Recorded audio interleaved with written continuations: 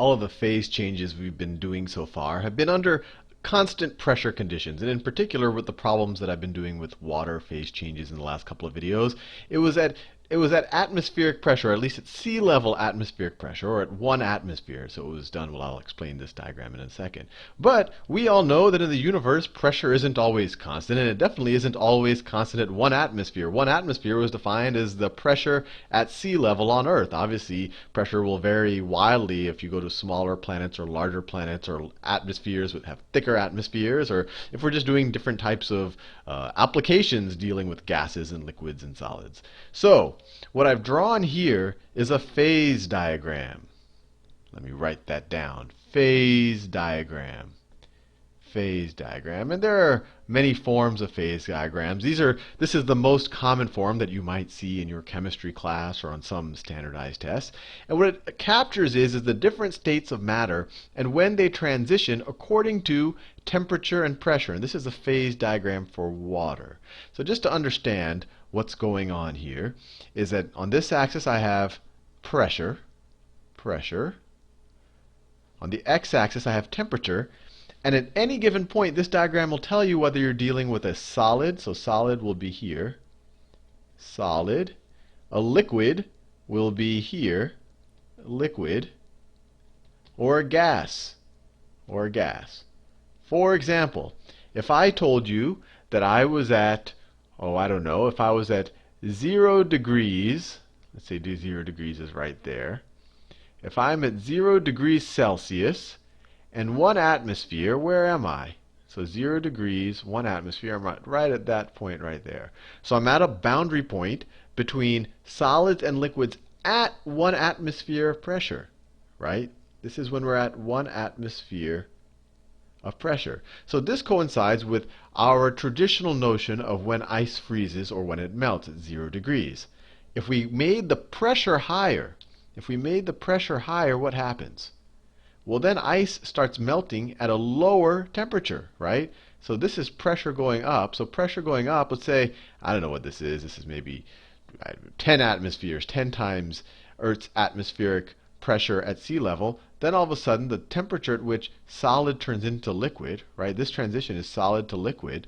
The temperature at which that happens will go down. Likewise, if we lower the pressure, if we go to Denver, it's a mile high, pressure is lower because we have less of the atmosphere above us. Then all of a sudden, the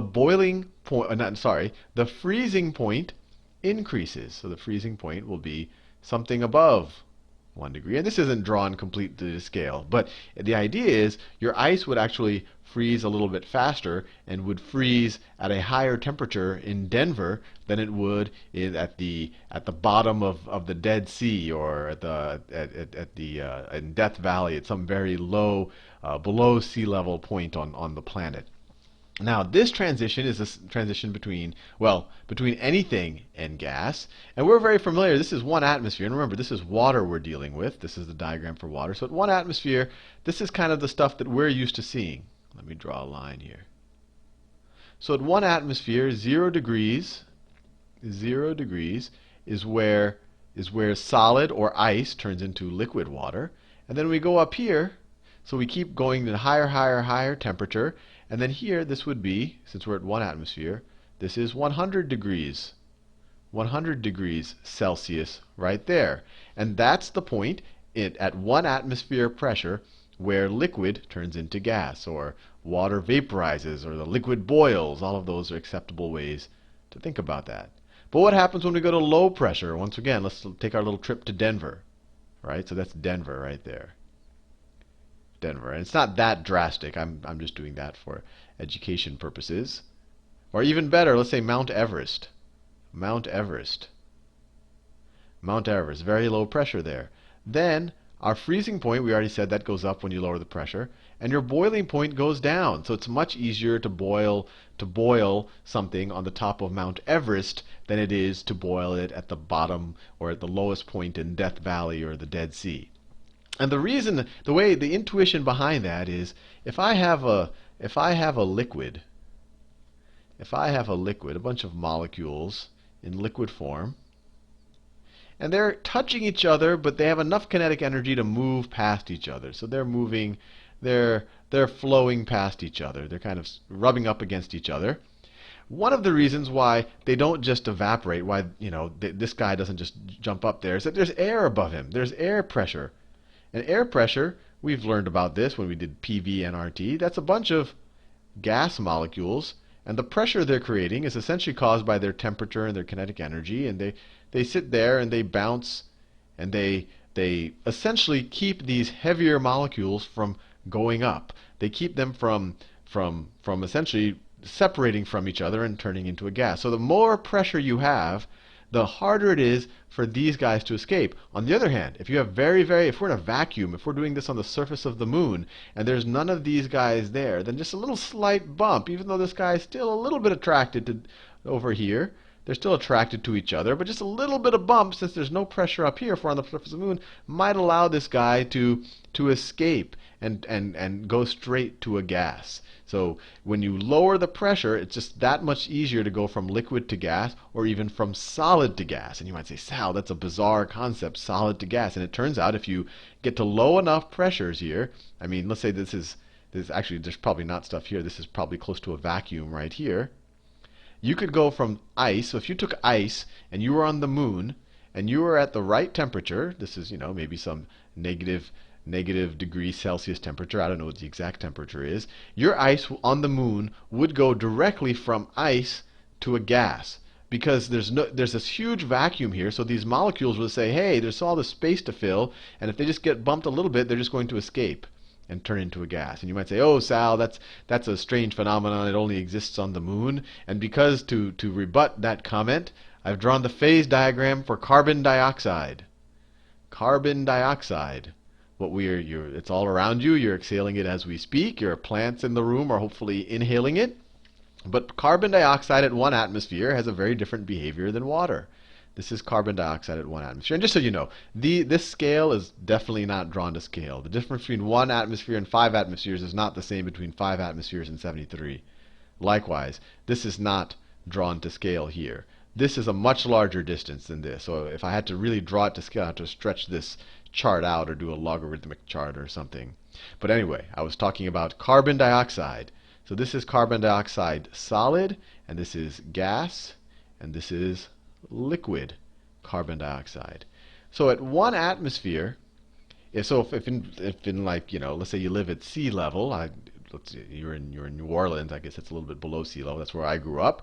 If you were able to get your fridge down to minus 80 degrees Celsius, the carbon dioxide would actually freeze. And you're actually not too unfamiliar with that, or at least you haven't been if you've gone to some, I don't know if they still use it to make for smoke machines or for visual effects on stage, but this is dry ice.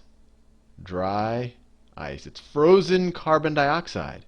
And then as soon as you get above, if you're at kind of a sea level atmospheric pressure, as soon as you get above this minus 78.5 degrees Celsius, it sublimates to gas. So that process where you go straight from a solid to a gas is sublimation. Sublimation. And that's why dry ice, when you see it, you don't see liquid dry ice. Or, I mean, you don't see it at standard pressures. I've never seen liquid carbon dioxide. In order to get liquid carbon dioxide, you have to get above 5 atmospheres. So you have to get above 5 times the sea level pressure on Earth. And you're really not going to see that in natural conditions on Earth. You might see that on Jupiter or Saturn, where you have tremendous pressures because of the gravity and all of the atmosphere above you. So this is the kind of thing, liquid carbon dioxide, you might see, I don't know if Jupiter actually has carbon, but you'll probably see it on other huge, massive planets that are gas giants. But on Earth, this process is just called sublimation. It's just a neat word, or it's sublimating. It's going straight from solid to gas, and it's something you've seen with dry ice. Now there's a couple of other interesting points here, and you've probably already noticing them. And this right here is called the triple point. Because right here, at this, well, in the case of carbon dioxide, at 5 atmospheres and minus 56 degrees Celsius, the carbon dioxide is in a state of equilibrium between the ice, the liquid, and the gas. It's a little bit of all of the three, and if you just nudge it in one direction or another by nudging the pressure, the temperature, it'll go in that direction.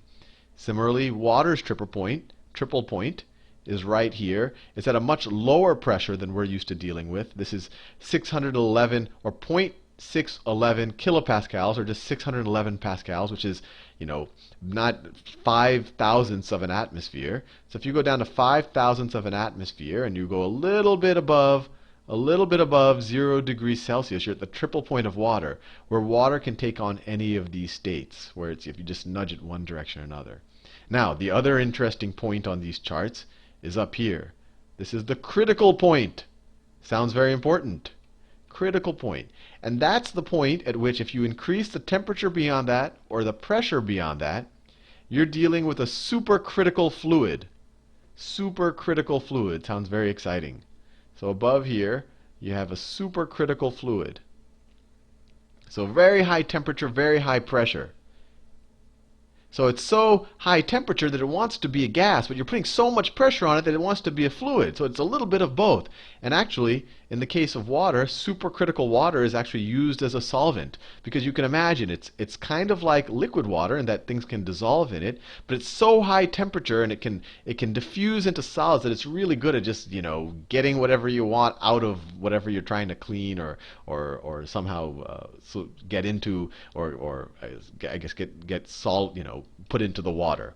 So this is supercritical fluid, and it's a fun thing to think about. But anyway, I just wanted to expose you to these phase diagrams. Actually, let me just everything I've done so far was at a constant pressure and I changed the temperature, but you can also read them the other way. If I'm at 100 degrees and I go from, well, let's say I'm at 110 degrees, we're at sea level is comfortably in the gaseous phase so this is 110 degrees for water, it's water vapor. But if I were to increase the pressure, and I keep increasing the pressure, and maybe I dig a hole or something, or I go into the ocean, then it's going to condense into water, or it's going to condense into a liquid. If I did that experiment here, well, that's probably, let's say I did the experiment here. When I increase the pressure, I'm going to reverse sublimate, and I think I wrote down a word for what that is. Let me see if I wrote it down someplace. Oh no, I didn't write it down. But essentially, it's something like condense. But my brain, the word is escaping me at the second. It's something on the word of condensing or falling together. Anyway, I forget the word. But it will go straight from a gas to a solid. So these are pretty neat diagrams. They actually tell a lot about different substances and tell you what happens when the pressure or the temperature changes.